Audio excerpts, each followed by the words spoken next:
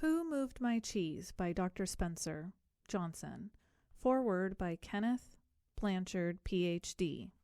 Narrator, Pina D'Amico. The maze.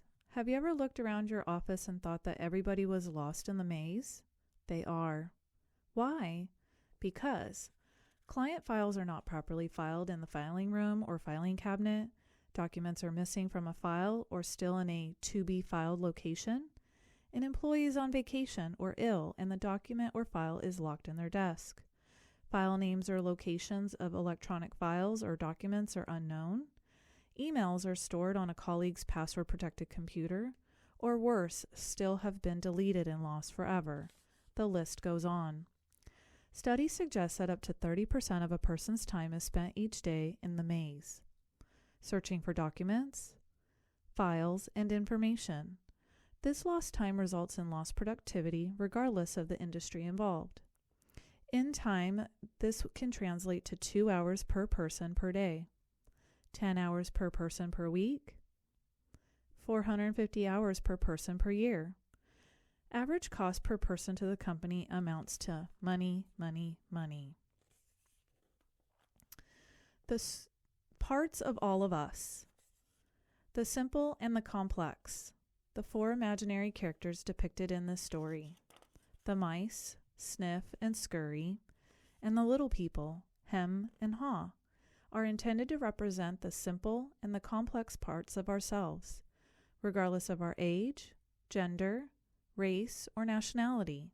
Sometimes we may act like Sniff, who sniffs out change early, or Scurry, who scurries into action, or Hem, who denies and resists change as he fears it will lead to something worse, or Haw, who learns to adapt in time when he sees changing can lead to something better. Whatever parts of us we choose to use, we all share something in common: a need to find our way in the maze and succeed in changing times. The Story Behind the Story by Kenneth Blanchard, Ph.D. I am thrilled to be telling you the story behind the story of Who Moved My Cheese, because it means the book has now been written and is available for all of us to read, enjoy, and share with others. This is something I've wanted to see happen ever since I first heard Spencer Johnson tell his great cheese story years ago, before we wrote our book, The 1 Minute Manager, together. I remember thinking then how good the story was and how helpful it would be to me for what that moment on. Who Moved My Cheese is a story about change that takes place in a maze where 4 amusing characters look for cheese, cheese being a metaphor for what we want to have in life, whether it is a job, a relationship, money, a big house, freedom, health, recognition, spiritual peace, or even an activity like jogging or golf. Each of us has our own idea of what cheese is, and we pursue it because we believe it makes us happy. If we get it, we often become attached to it, or if we lose it, or it's taken away, it can be traumatic. The maze in the story represents where we spend time looking for what we want. It can be the organization you work in, the community you live in, or the relationships you have in your life. I tell the cheese story that you are about to read in my talks about around the world, and often hear later from people about what a difference it has made to them. Believe it or not, this little story has been credited with improving careers, marriages, and lives. One of the many real-life examples comes from Charlie Jones, a well-respected broadcaster for NBC TV, who revealed that hearing the story of Who Moved My Cheese saved his career. His job as a broadcaster is unique, but the principles he learned can be used by anyone. Here's what happened. Charlie had worked hard and had done a great job of broadcasting track and field events at an earlier Olympic Games. So he was surprised and upset when his boss told him he'd be removed from these showcase events for the next Olympics and assigned to the swimming and diving. Not knowing these sports as well, he was frustrated. He felt unappreciated and he became angry. He said he felt it wasn't fair. His anger began to affect everything he did. Then he heard the story of Who Moved My Cheese. After that, he said he laughed at himself and changed his attitude. He realized his boss had just moved his cheese. So he adapted. He learned the 2 new sports, and in the process, found that doing something new made him feel young. It wasn't long before his boss recognized his new attitude and energy, and he soon got better assignments. He went on to enjoy more success than ever and was later inducted into the Pro Football's Hall of Fame, Broadcaster's Alley. That's just one of the many real-life stories I've heard about the impact this story has had on people, from their work life to their love life. I'm such a strong believer in the power of Who Moved My Cheese that I gave a copy of an early pre-publication edition to everyone, more than 200 people working with our company. Why? Because like every company that wants to not only survive in the future, but stay competitive, the Ken Blanchard companies are constantly changing. They keep moving our cheese. While in the past we may have wanted loyal employees, today we need flexible people who are not possessive about the way things are done around here. And yet, as you know, living in constant white water with the changes occurring all the time at work or in life can be stressful, unless people have a way of looking at change that helps them understand it. Enter the cheese story. When I told people about the story and then they got to read Who Moved My Cheese, you could almost feel the release of negative energy beginning to occur. Person after person from every department went out of their way to thank me for the book and told me how helpful it had been to them already in seeing the changes going on in our company and in a different light. Believe me, this brief parable takes little time to read, but its impact can be profound. As you turn the pages, you will find 3 sections in the book. In the first, a gathering, former classmates talk to a class reunion about trying to deal with the changes happening in their lives. The second section is the story of Who Moved My Cheese, which is the core of the book. In the story, you will see that the 2 mice do better when they are faced with change because they keep things simple, while the 2 little people's complex brains and human emotions are complicate things. It is not that mice are smarter. We all know people are more intelligent than mice. However, as you watch what the 4 characters do and realize both the mice and the little people represent parts of ourselves, the simple and the complex, you can see it would be to our advantage to do the simple things that work when things change. In the third section, a discussion, people discuss what the story meant to them and how they are going to use it in their work and in their lives. Some readers of this book's early manuscript preferred to stop at the end of the story without reading further and interpret its meanings for themselves. Others enjoyed reading a discussion that follows because it stimulated their thinking about how they might apply what they learned to their own situation. Everyone knows that not all change is good or even necessary. But in a world that is constantly changing, it is to our advantage to learn how to adapt and enjoy something better. In any case, I hope each time you reread Who Moved My Cheese, you will find something new and useful in their brief story, as I do, and that it will help you deal with change and bring you success, whatever you decide success is for you. I hope you enjoy what you discover, and I wish you well. Remember, move with the cheese. Ken Blanchard, San Diego, California. Who Moved My Cheese? A Gathering, Chicago. One sunny Sunday in Chicago, several former classmates, who were good friends in school, gathered for lunch, having attended their high school reunion the night before. They wanted to hear more about what was happening in each other's lives. After a good deal of kidding and a good meal, they settled into an interesting conversation.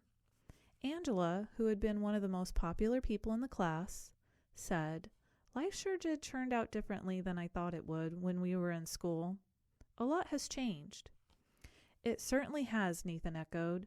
They knew he had gone into his family's business, which had operated pretty much the same and had been a part of the local community for as long as they could remember.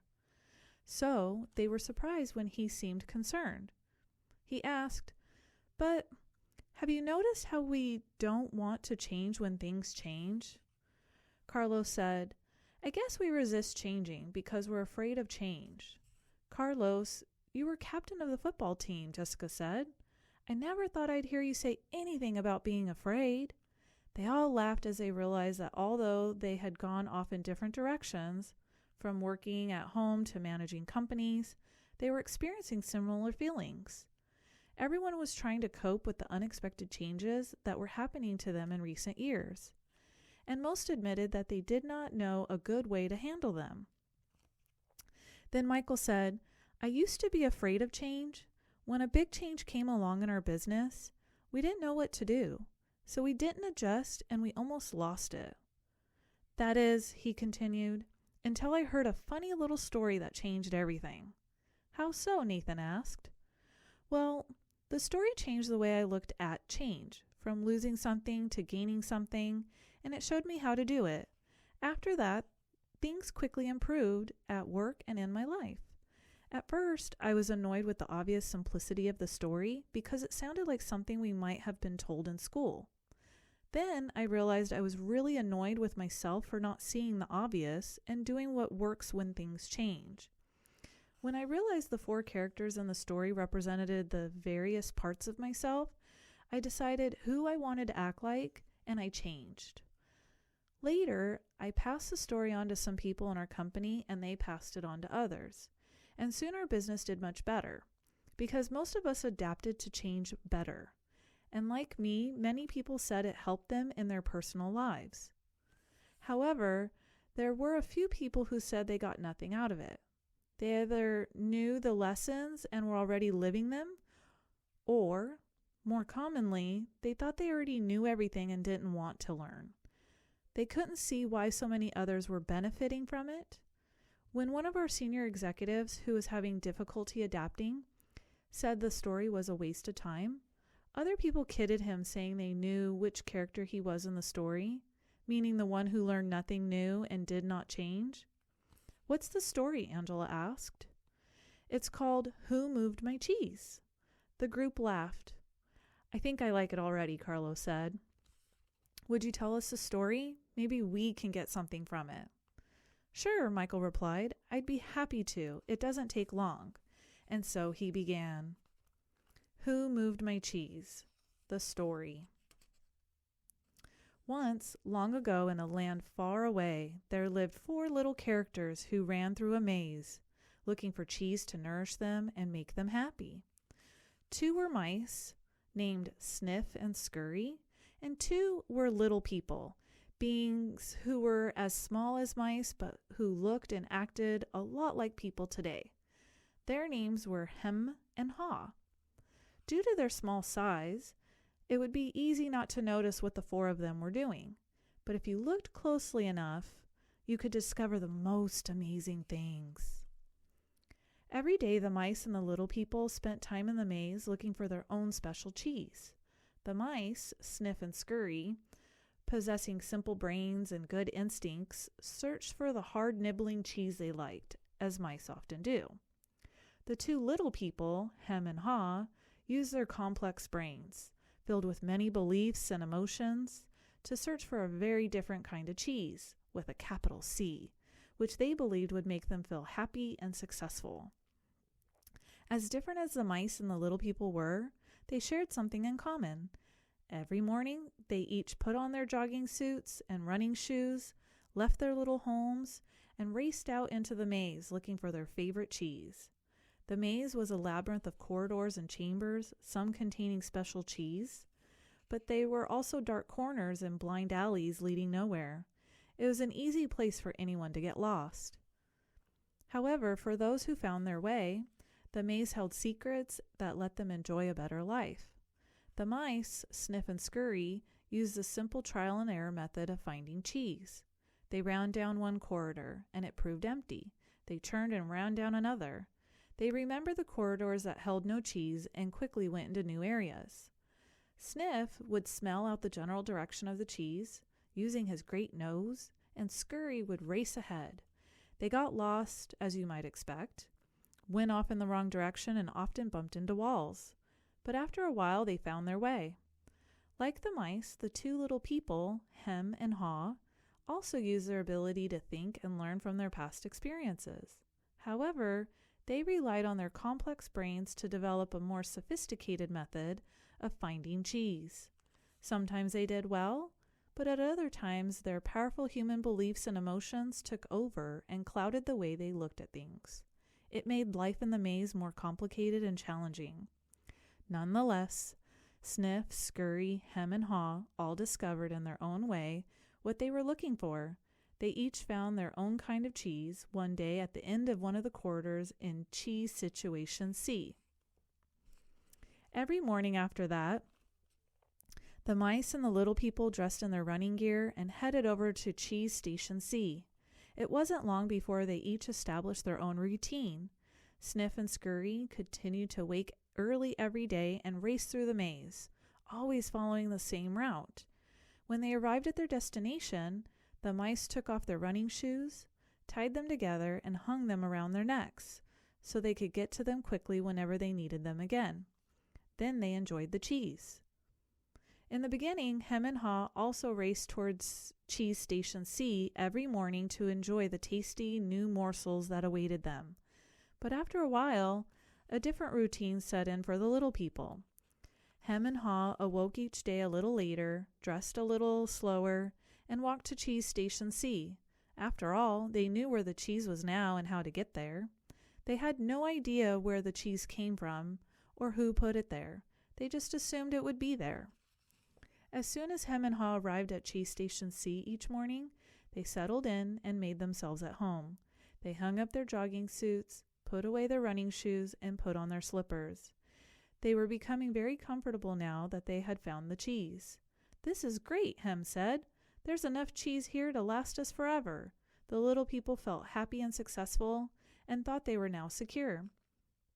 It wasn't long before Hem and Haw regarded the cheese they found at Cheese Station C as their cheese. It was such a large store of cheese that they eventually moved their homes to be closer to it and built a social life around it. To make themselves feel more at home, Hem and Haw decorated the walls with sayings and even drew pictures of cheese around them which made them smile. One read, "Having cheese makes you happy." Sometimes Hem and Haw would take their friends by to see their pile of cheese at Cheese Station C and point to it with pride, saying, "Pretty nice cheese, huh?" Sometimes they shared it with their friends, and sometimes they didn't. "We deserve this cheese," Hem said. "We certainly had to work long and hard enough to find it." He picked up a nice fresh piece and ate it. Afterward, Hem fell asleep, as he often did. Every night the little people would waddle home full of cheese, and every morning they would confidently return for more. This went on for quite some time. After a while, Hem's and Haw's confidence grew into the arrogance of success. Soon they became so comfortable they didn't even notice what was happening. As time went on, Sniff and Scurry continued their routine. They arrived early each morning and sniffed and scratched and scurried around Cheese Station C, inspecting the area to see if there had been any changes from the day before. Then they would sit down to nibble on the cheese. One morning they arrived at Cheese Station C and discovered there was no cheese. They weren't surprised, since Sniff and Scurry had noticed the supply of cheese had been getting smaller every day. They were prepared for the inevitable and knew instinctively what to do. They looked at each other, removed the running shoes they had tied together and hung conveniently around their necks, put them on their feet, and laced them up. The mice did not overanalyze things. To the mice, the problem and the answer were both simple. The situation at Cheese Station C had changed. So Sniff and Scurry decided to change. They both looked out into the maze. Then Sniff lifted his nose, sniffed, and nodded to Scurry, who took off running through the maze, while Sniff followed as fast as he could. They were quickly off in search of new cheese. Later that same day, Hem and Haw arrived at Cheese Station C. They had not been paying attention to the small changes that had been taking place each day, so they took it for granted their cheese would be there. They were unprepared for what they found.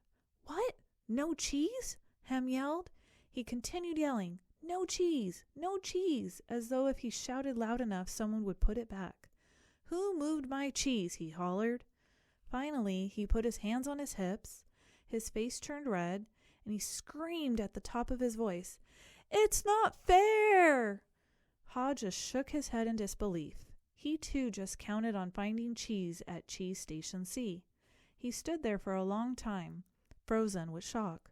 He was just not ready for this. Hem was yelling something, but Haw didn't want to hear it. He didn't want to deal with what was facing him, so he just tuned everything out. The little people's behavior was not very attractive or productive, but it was understandable. Finding cheese wasn't easy, and it meant a great deal more to the little people than just having enough of it to eat every day. Finding cheese was the little people's way of getting what they thought they needed to be happy. They had their own ideas of what cheese meant to them, depending on their taste.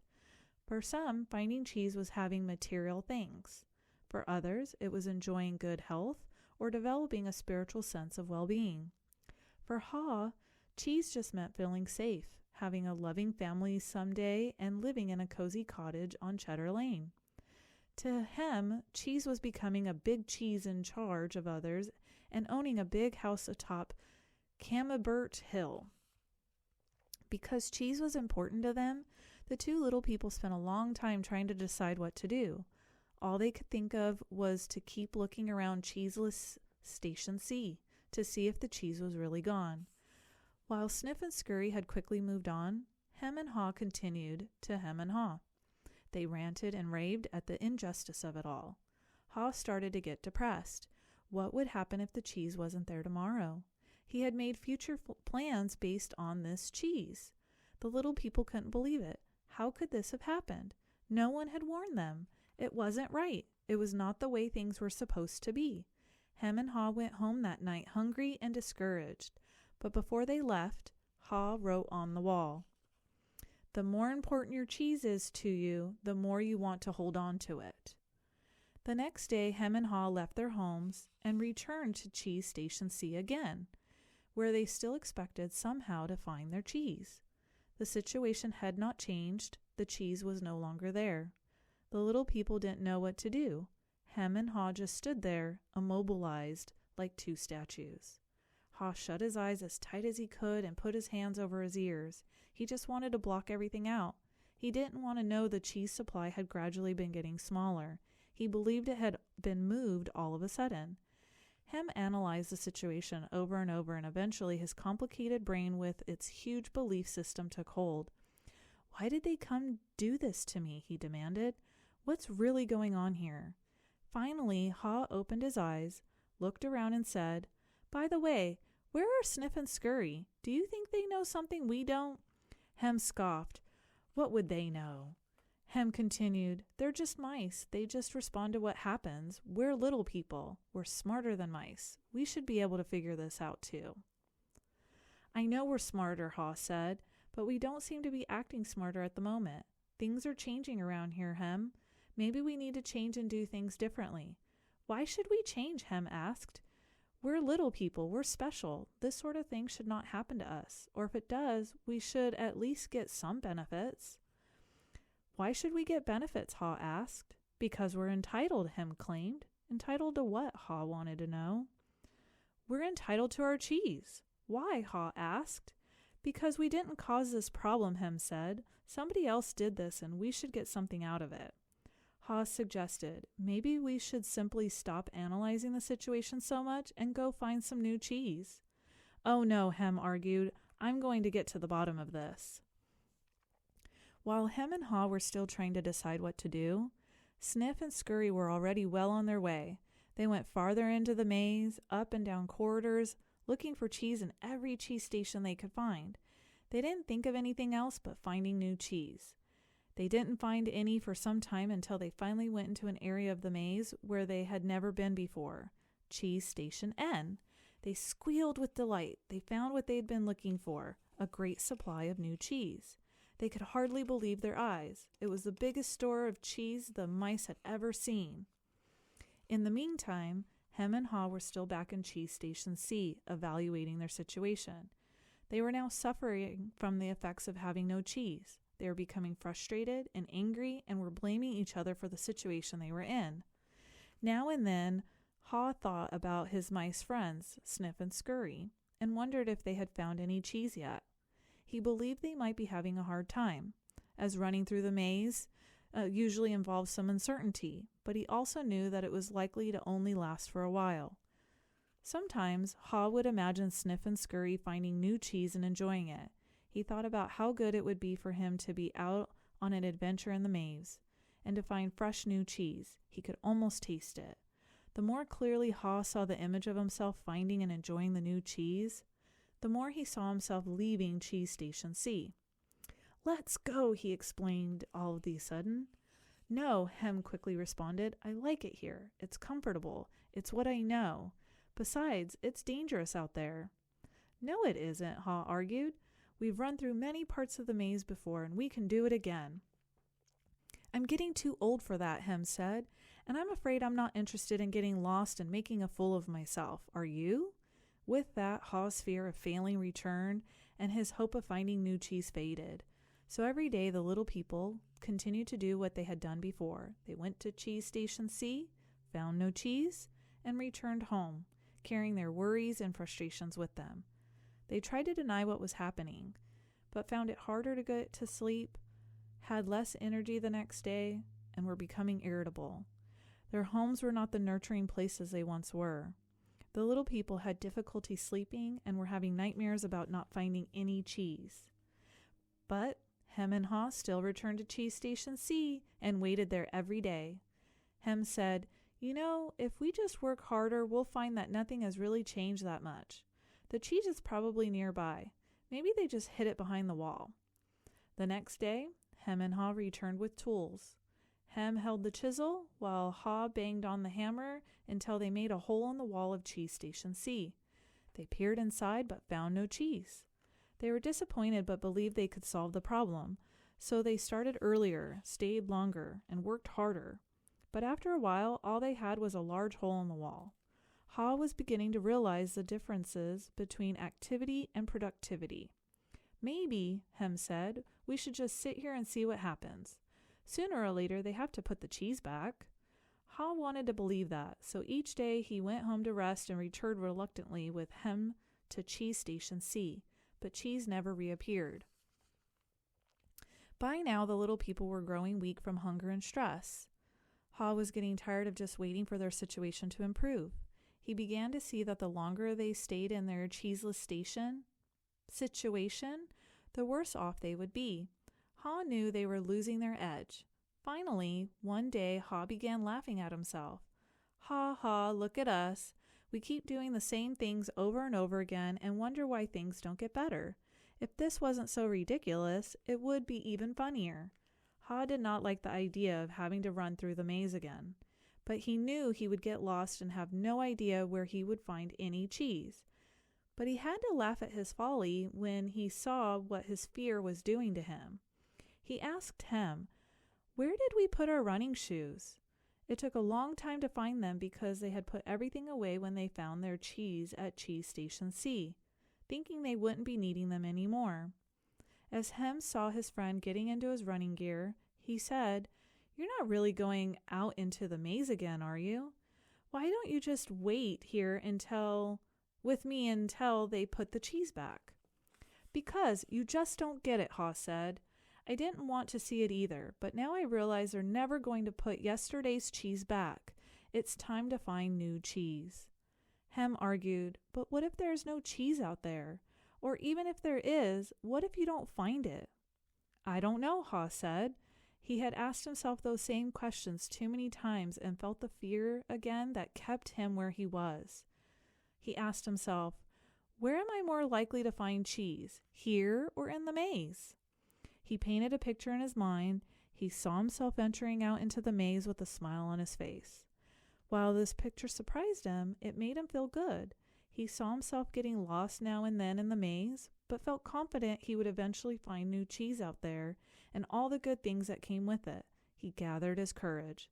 Then he used his imagination to paint the most believable picture he could, with the most realistic details of him finding and enjoying the taste of new cheese. He saw himself eating Swiss cheese with holes in it, bright orange cheddar and American cheeses, Italian mozzarella, and wonderfully soft French camembert cheese, and then he heard Hem say something and realized they were still at Cheese Station C. Ha said, "Sometimes, Hem, things change and they are never the same again." This looks like one of those times. That's life. Life moves on, and so should we. Ha looked at his emaciated companion and tried to talk some sense to him, but Hem's fear had turned into anger, and he wouldn't listen. Ha didn't mean to be rude to his friend, but he had to laugh at how silly they both looked. As Ha prepared to leave, he started to feel more alive, knowing that he was finally able to laugh at himself, let go, and move on. Ha laughed and announced, "It's maze time!" Hem didn't laugh and he didn't respond. Ha picked up a small, sharp rock and wrote a serious thought on the wall for Hem to think about. As was his custom, Ha even drew a picture of cheese around it, hoping it would help Hem to smile, lighten up, and go after the new cheese. But Hem didn't want to see it. It read, "If you do not change, you can become extinct." Then Ha stuck his head out and peered anxiously into the maze. He thought about how he'd gotten himself into this cheeseless situation. He had believed that there may not be any cheese in the maze, or he may not find it. Such fearful beliefs were mobilizing and killing him. Ha smiled. He knew Hem was wondering, who moved my cheese? But Ha was wondering, why didn't I get up and move with the cheese sooner? As he started out into the maze, Ha looked back to where he had come from and felt its comfort. He could feel himself being drawn back into familiar territory, even though he hadn't found cheese here for some time. Ha became more anxious and wondered if he really wanted to go out into the maze. He wrote a saying on the wall ahead of him and stared at it for some time. "What would you do if you weren't afraid?" He thought about it. He knew sometimes some fear can be good. When you're afraid of things are going to get worse if you don't do something, it can prompt you into action. But it is not good when you are so afraid that it keeps you from doing anything. He looked to his right, to the part of the maze where he had never been, and felt the fear. Then he took a deep breath, turned right into the maze, and jogged slowly into the unknown. As he tried to find his way, Ha worried, at first, that he might have waited too long in Cheese Station C. He hadn't had any cheese for so long that he was now weak. It took him longer, and it was more painful than usual to get through the maze. He decided that if he ever got the chance again, he would get out of his comfort zone and adapt to change sooner. It would make things easier. Then, Ha smiled a weak smile at his thought. Better late than never. During the next several days, Ha found a little cheese here and there, but nothing that lasted very long. He had hoped to find enough cheese to take some back to Hem and encourage him to come out into the maze. But Ha didn't feel confident enough yet. He had to admit he found it confusing in the maze. Things seemed to have changed since the last time he was out here. Just when he thought he was getting ahead, he would get lost in the corridors. It seemed his progress was 2 steps forward and 1 step backward. It was a challenge, but he had to admit that being back in the maze, hunting for cheese, wasn't nearly as bad as he feared it might be. As time went on, he began to wonder if it was realistic for him to expect to find new cheese. He wondered if he had bitten off more than he could chew. Then he laughed, realizing he had nothing to chew on at the moment. Whenever he started to get discouraged, he reminded himself that what he was doing, as uncomfortable it was at the moment, was in reality much better than staying in the cheeseless situation. He was taking control, rather than simply letting things happen to him. Then he reminded himself, if Sniff and Scurry could move on, so could he. Later, as Ha looked back at things, he realized that the cheese at Cheese Station C had not just disappeared overnight, as he had once believed. The amount of cheese that had been there toward the end had been getting smaller, and what was left had grown old. It didn't taste as good. Mold may even have begun to grow on the old cheese, although he hadn't noticed it. He had to admit, however, that if he had wanted to, he probably could have seen what was coming, but he didn't. Ha now realized that the change probably would not have taken him by surprise if he had been watching what was happening all along and if he had anticipated change. Maybe that's what Sniff and Scurry had been doing. He decided he would stay more alert from now on. He would expect change to happen and look for it. He would trust his basic instincts to sense when change was going to occur and be ready to adapt to it.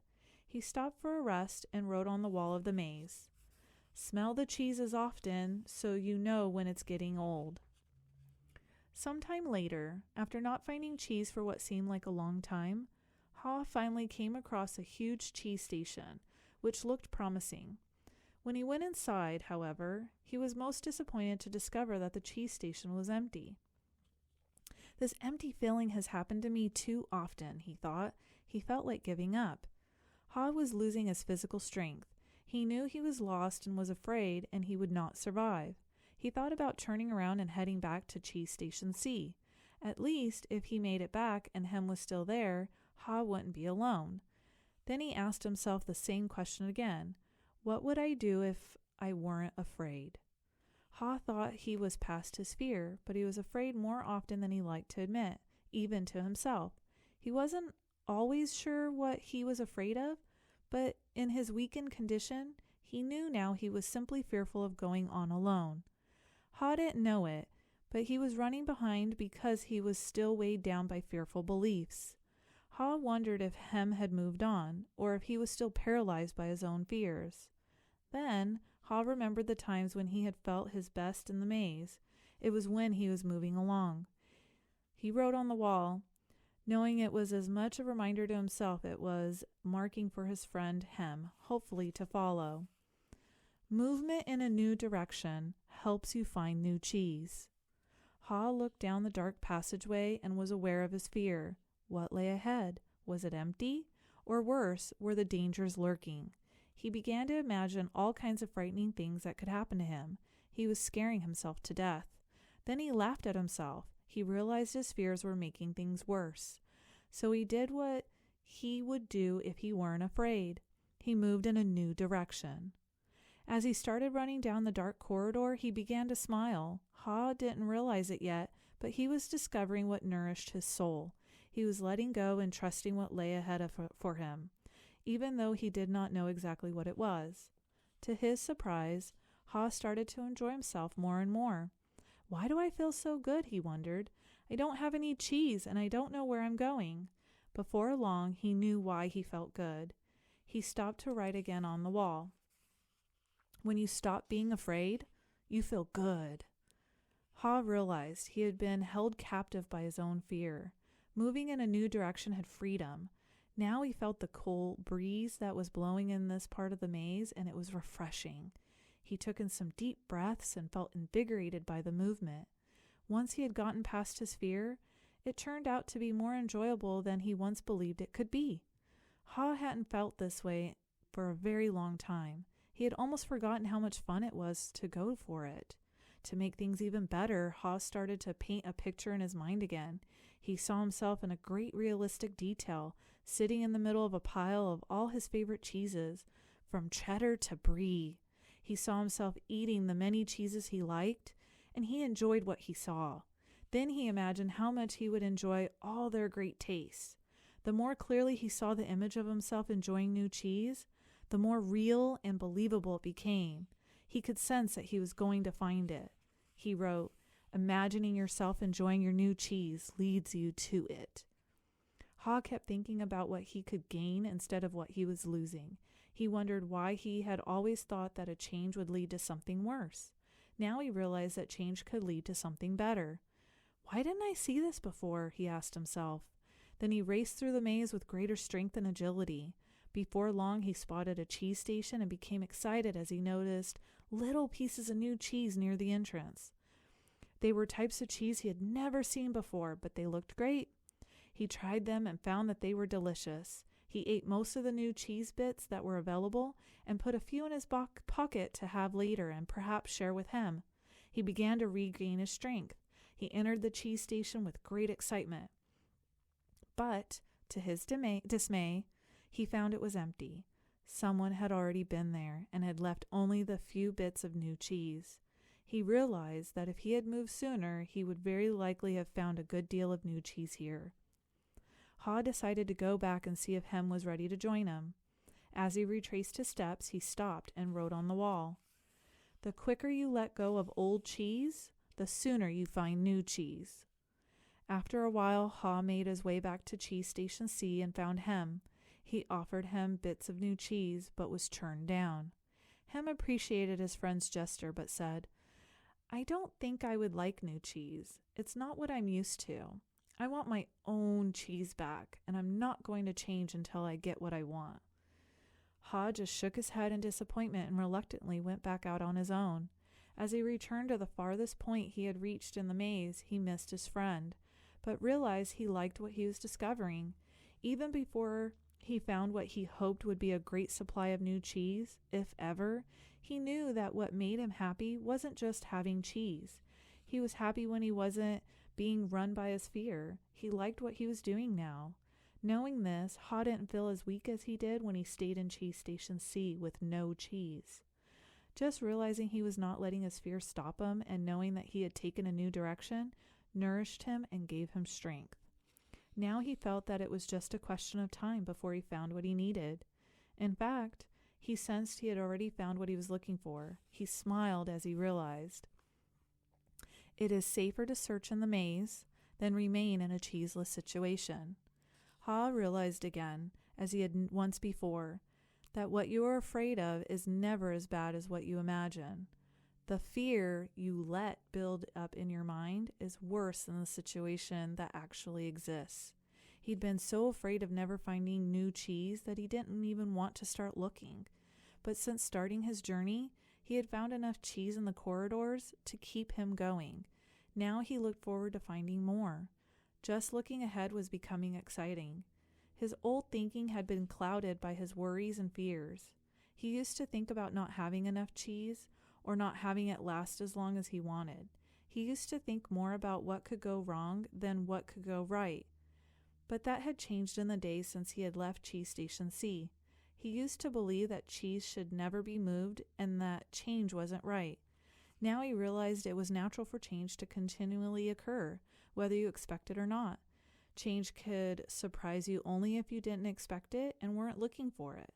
When he realized he had changed his beliefs, he paused to write on the wall.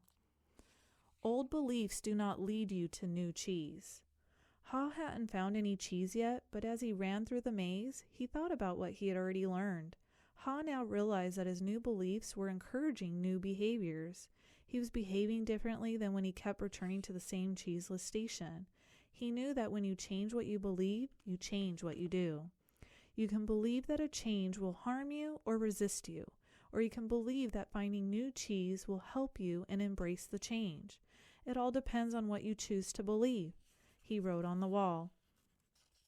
When you see that you can find and enjoy new cheese, you can change course.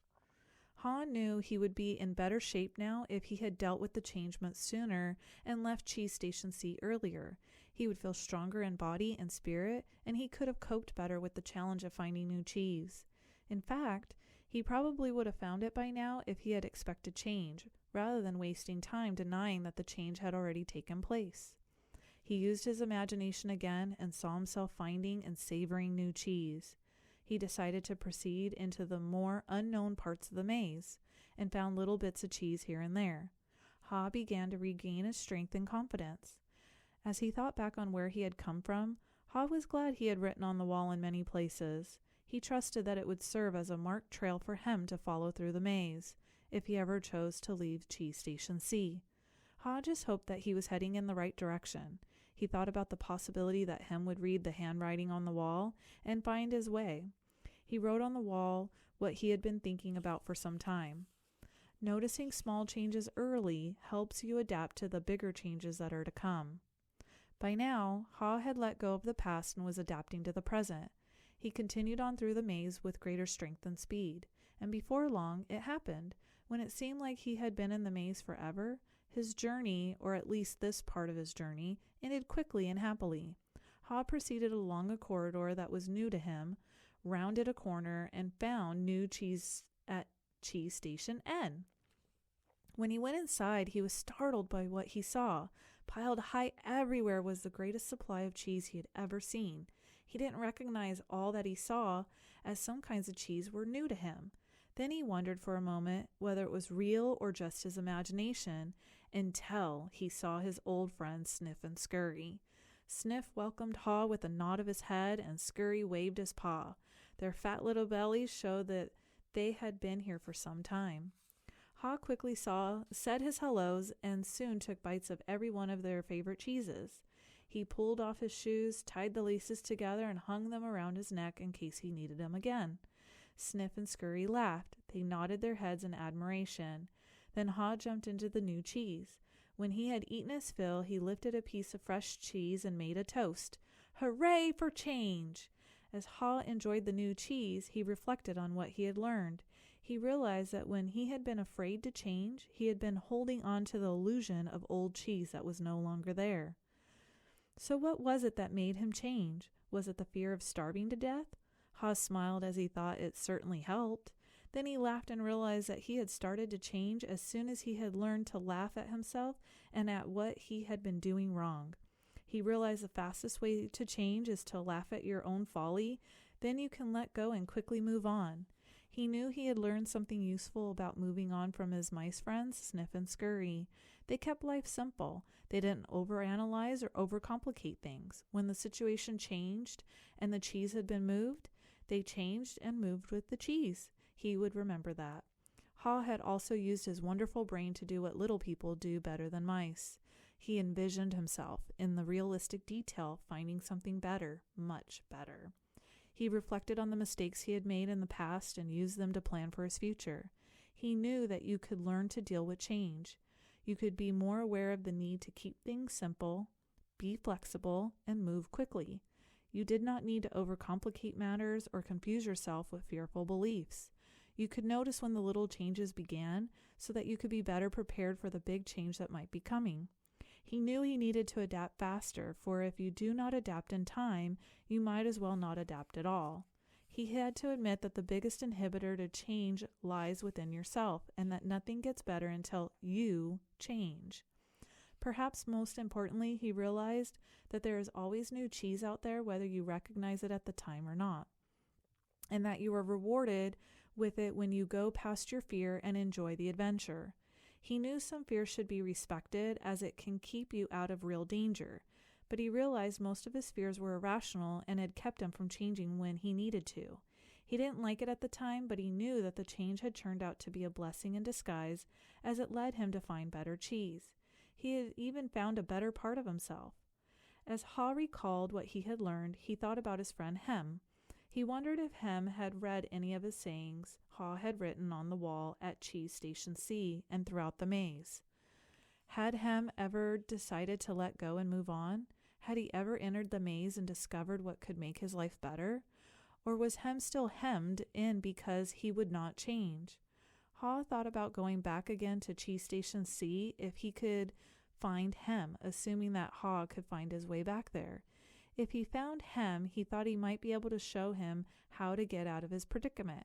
But Haw realized that he had already tried to get his friend to change.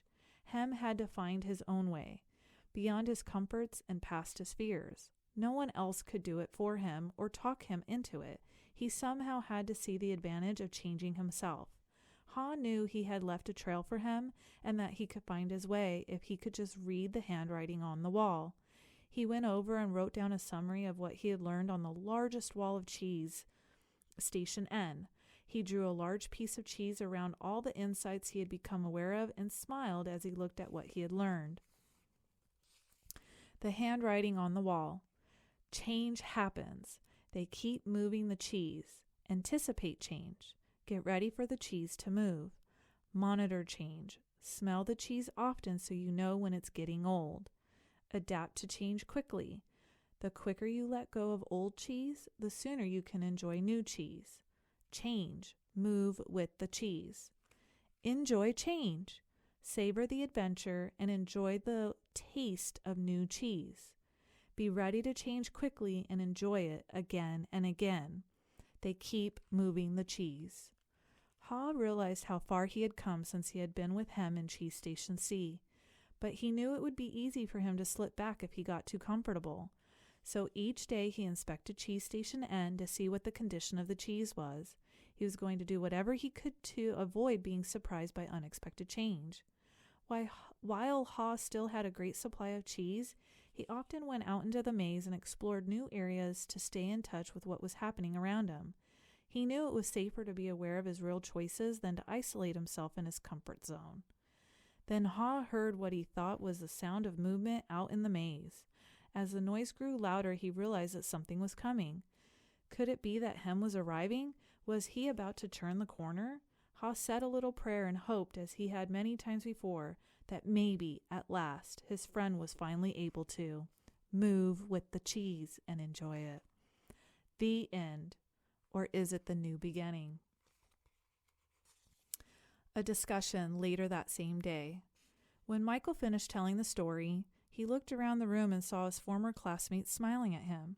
Several thanked him and said they got a good deal out of the story.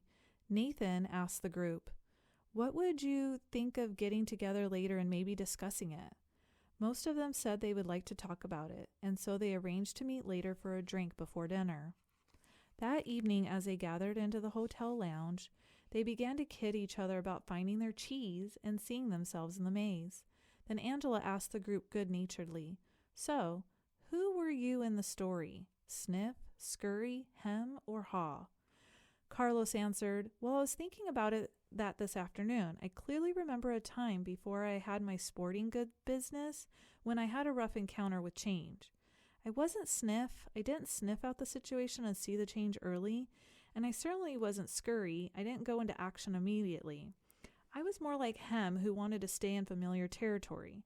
The truth is, I didn't want to deal with the change. I didn't even want to see it." Michael, who felt like no time had passed since he and Carlos were close friends in school, asked, "What are we talking about here, buddy?" Carlos said, "An unexpected change of jobs." Michael laughed. "You were fired?" "Well, let's just say I didn't want to go out looking for new cheese. I thought I had a good reason why change shouldn't happen to me, so I was pretty upset at the time." Some of their former classmates who had been quiet in the beginning felt more comfortable now and spoke up, including Frank, who had gone into the military. "Hem reminds me of a friend of mine," Frank said. "His department was closing down, but he didn't want to see it. They kept relocating his people. We all tried to talk to him about the many other opportunities that existed in the company for those who wanted to be flexible, but he didn't think he had to change. He was the only one who was surprised when his department closed. Now he's having a hard time adjusting to the change he didn't think should happen."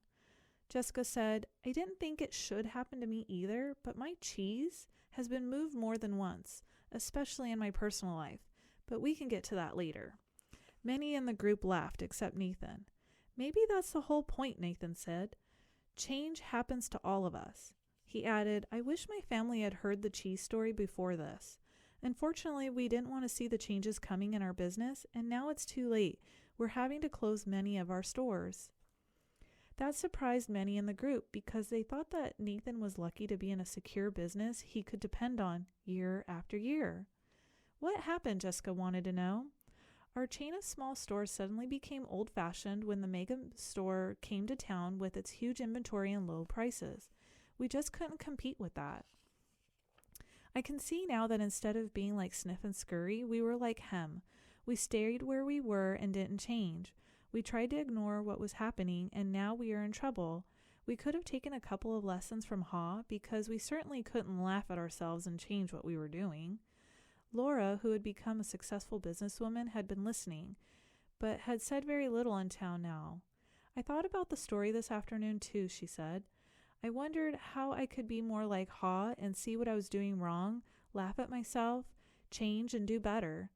She said, "I'm curious, how many here are afraid of change?" No one responded, so she suggested, "How about a show of hands?" Only one hand went up. "Well, it looks like we've got one honest person in our group," she said, and then continued, "Maybe you'll like this next question better. How many here think other people are afraid of change?" Practically everyone raised their hands. Then they all started laughing. "What does that tell us?"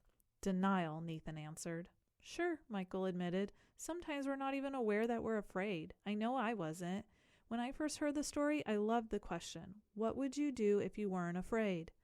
Then Jessica answered, "Well, what I got from the story is that change is happening everywhere and that I will do better when I can adjust to it quickly. I remember years ago when our company was selling our encyclopedia as a set of more than 20 books. One person tried to tell us that we should put our whole encyclopedia on a single computer disk and sell it for a fraction of the cost. It would be easier to update, would cost us so much less to manufacture, and so many people could afford it. But we all resisted. Why did you resist? Nathan asked. Because we believed then that the backbone of our business was our large sales force, who called on people door to door, keeping our sales force dependent on the big commissions they earned from the high price of our product. We had been doing this successfully for a long time and thought we would go on forever. Laura said, maybe that's what it meant in the story about Hem and Haw's arrogance of success. They didn't notice they needed to change what had once been working. Nathan said, so you thought your old cheese was your only cheese? Yes, and we wanted to hang on to it. When I think back on what happened to us, I see that it's not just that they moved the cheese, but that the cheese has a life of its own and eventually runs out. Anyway, we didn't change, but a competitor did, and our sales fell badly. We have been going through a difficult time. Now, another big technological change is happening in the industry, and no one at the company seems to want to deal with it. It doesn't look good.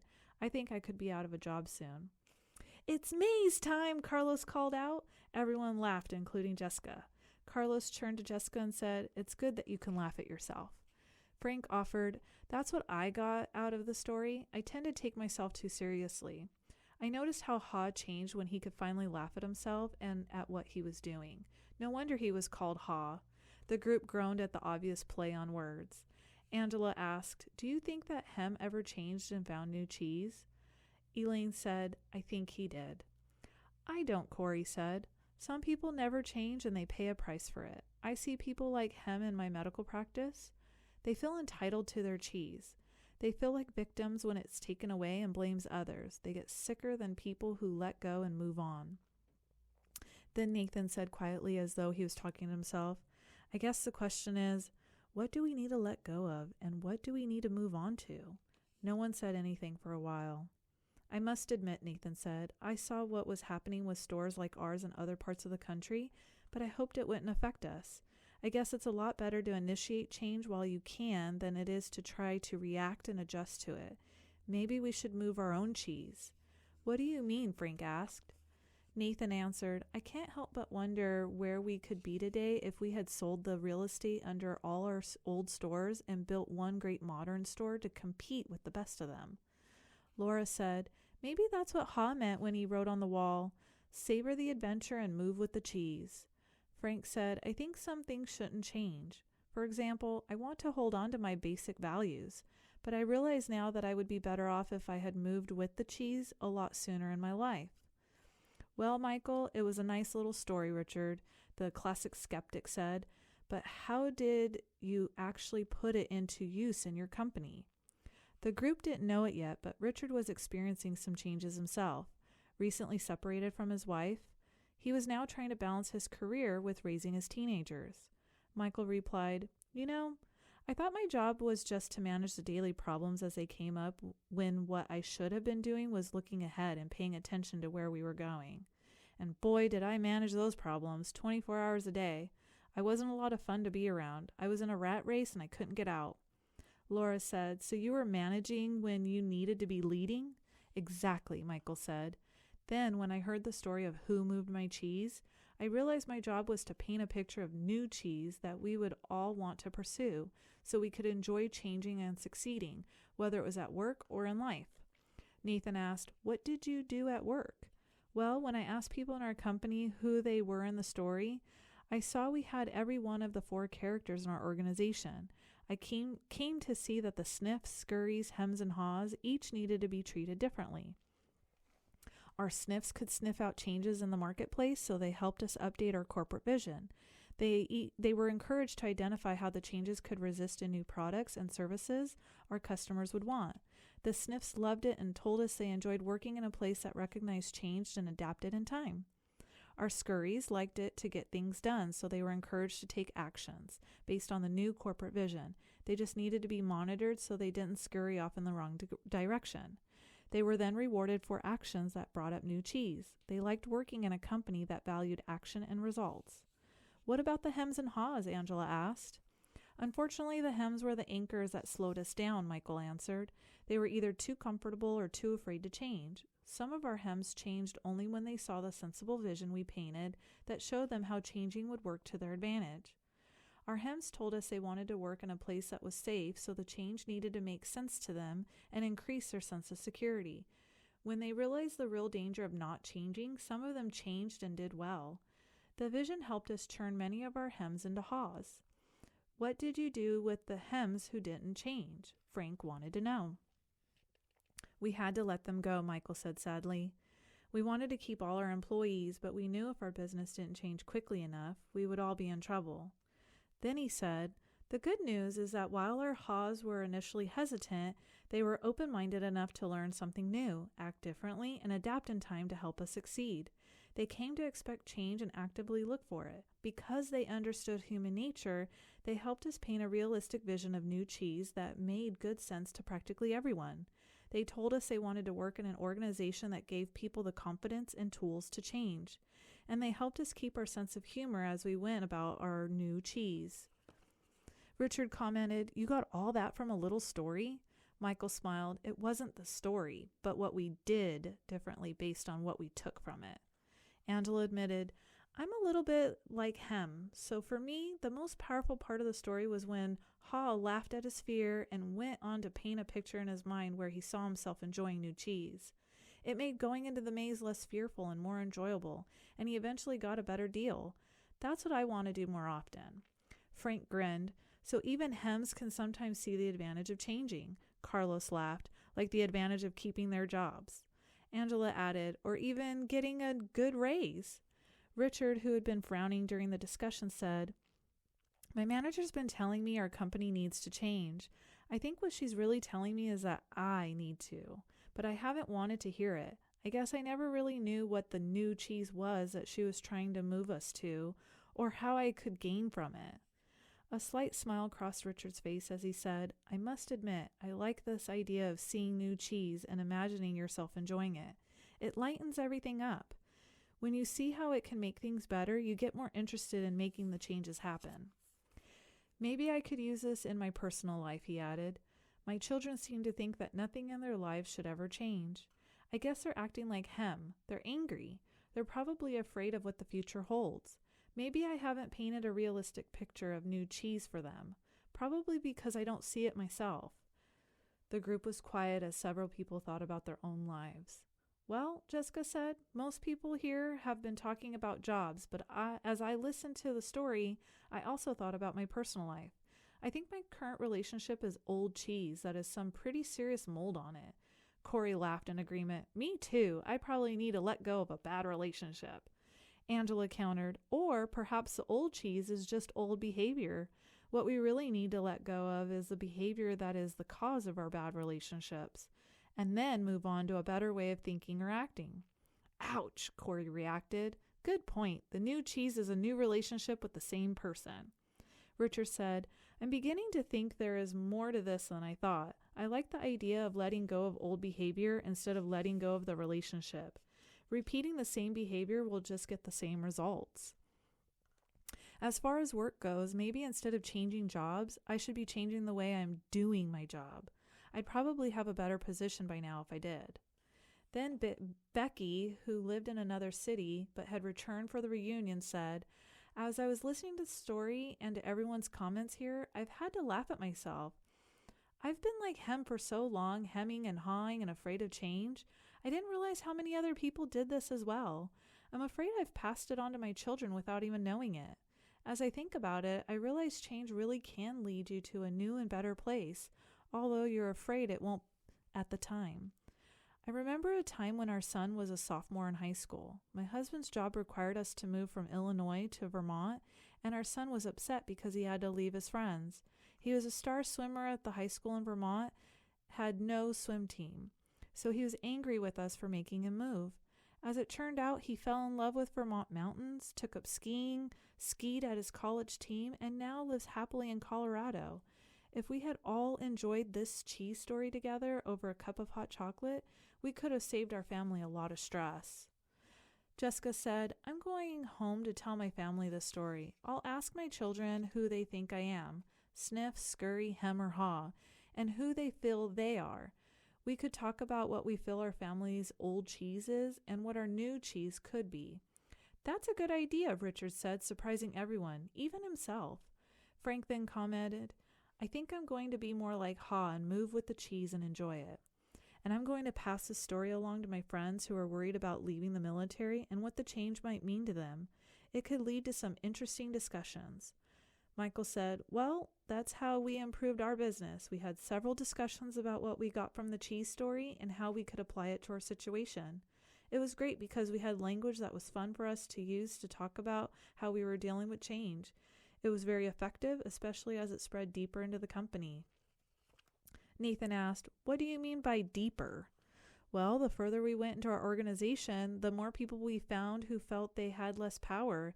They were understandably more afraid of what the change imposed from above might do to them, so they resisted change. In short, a change imposed is a change opposed. But when the cheese story was shared with literally everyone in our organization, it helped us change the way we looked at change. It helped everyone laugh or at least smile at their old fears and want to move on. I only wished I'd heard the cheese story sooner, Michael added. How come? Carlos asked. Because by the time we got around to addressing the changes, our business had already fallen off so badly that we had to let people go. As I said earlier, including some good friends. It was hard on all of us. However, those who stayed and most of those who left said the cheese story helped them see things differently and eventually cope better. Those who had to go out and look for a new job said it was hard at first, but recalling the story was a great help to them. Angela asked, what helped them most? Michael replied, after they got past their fear, they told me the best thing was realizing that there was new cheese out there just waiting to be found. They said holding a picture of new cheese in their minds, seeing themselves doing well in a new job, made them feel better and helped them do better in job interviews. Several got better jobs. Laura asked, what about the people who remained in your company? Well, Michael said, instead of complaining about the changes that were happening, people now said, they just moved our cheese. Let's look for the new cheese. It saved a lot of time and reduced stress. Before long, the people who had been resisting saw the advantage of changing. They even helped bring about change. Corey said, why do you think they changed? They changed after the peer pressure in our company changed. He asked, what happens in most organizations you've been in when a change is announced by top management? Do most people say the change is a great idea or a bad idea? A bad idea, Frank answered. Yes, Michael agreed. Why? Carlos said, because people want things to stay the same and they think the change will be bad for them. When one person says a change is a bad idea, others say the same. Yes, they may not really feel that way, Michael said, but they agree in order to fit in. That's the sort of peer pressure that fights change in an organization. Becky asked, so how were things different after people heard the cheese story? Michael said simply, the peer pressure changed. No one wanted to look like him. Everyone laughed. They wanted to sniff out the changes ahead of time and scurry into action rather than get hemmed into and left behind. Nathan said, that's a good point. No one in our company would want to look like him. They might even change. Why didn't you tell us this story at our last reunion? This could work. Michael said, it does work. It works best, of course, when everyone in your organization knows the story, whether it is in a large corporation or small business, or your family, because an organization can only change when enough people in it change. Then he offered one last thought. When you saw how well it worked for us, we passed the story along to people we wanted to do business with, knowing they were also dealing with change.